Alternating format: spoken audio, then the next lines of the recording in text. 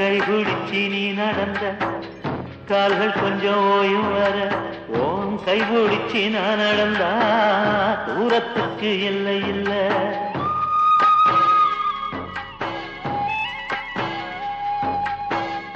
என் மடியில் நீ உறங்கு அலுப்பு தீரும் வர ஓ மடியில் நான் இருப்பேன் என் வாழ்க்கை தீரும் வர.